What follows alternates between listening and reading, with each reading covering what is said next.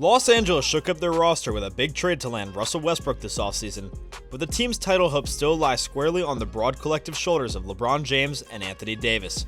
The big challenge for Frank Vogel and his coaching staff continues to be identifying the right group to fit around their pair of All-NBA players. Westbrook wasn't the only big-name acquisition of the offseason. Signing Carmelo Anthony in free agency also raised some eyebrows in Tinseltown. Vogel's handling of the future Hall of Famer will be a delicate balancing act all season long for the Los Angeles Lakers. So without further ado, here are 5 big questions the Lakers must answer to win this year's championship. At number 5, what will Carmelo Anthony give this team? Anthony will certainly want to close games for this group, but his defensive limitations may ultimately cost him that opportunity. He was never a standout at that end of the floor, and age-related regression has made him even weaker on the defensive end of the floor in recent seasons. Fortunately for Anthony, many of his defensive deficiencies can be covered up by playing next to James and Davis. That gives him a real shot to close games if he can really stretch the floor with his perimeter shooting ability. It may be jarring to see Anthony limited to being a standstill shooter in the corner for some Lakers fans, but that's his only path towards playing in crunch time for this team.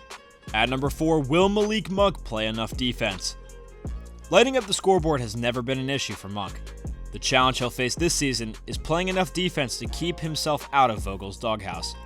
Make no mistake, the Lakers gambled on a 1-year deal with Monk in free agency because of his long-range shooting ability. He shot just over 40% from deep for the Hornets last season, and the Los Angeles offense could absolutely benefit from that sort of floor spacing from the 2 guard positions this season.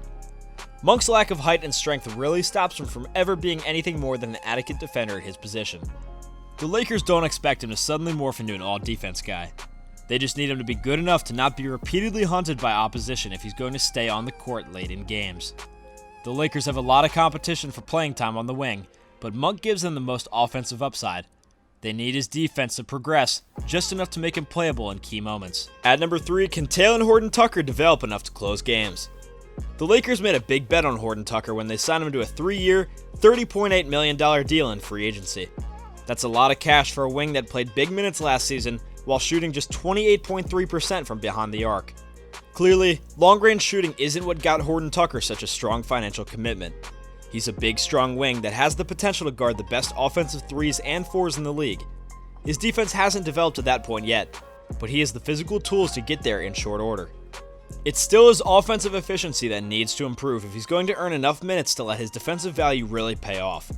At number 2, how many games will LeBron James and Anthony Davis play? The Lakers are not going to concern themselves with maximizing their regular season win total. They just want to make sure they're 100% healthy when the postseason arrives. That's one reason why both James and Davis can expect to have their respective loads managed by the organization this year. The other reason to expect both guys to miss time is that they have extensive injury histories. Just how many games a superstar duo plays together will go a long way towards determining Los Angeles regular season win total. Specifically, the Lakers need James and Davis to stay healthy enough to secure home court advantage for at least the opening round of the playoffs. This team doesn't want to go through the stress of starting the postseason on the road. They have a lot of veteran talent, but their mettle could be bested with a tough first-round draw away from Staples Center. At number 1, can Russell Westbrook help the Lakers when it counts? There's little doubt that Westbrook can help the Lakers through the doldrums of the regular season with his sheer will. The big question on the Westbrook acquisition is whether or not it will actually help Los Angeles come playoff time. That's the point in the year where teams really start focusing on making Westbrook beat them with his jump shot. Last year, the former All-NBA point guard only managed to connect on 31.5% of his three-point jumpers. Any Lakers playoff opponent will be more than happy to let him shoot that percentage in the postseason, while making James and Davis offensive spectators. Well guys, thank you so much for making it to the end of the video. Be sure to smash that like button, subscribe to Athletic Dive, and hit that notification bell so that you never miss a video. See you all next time.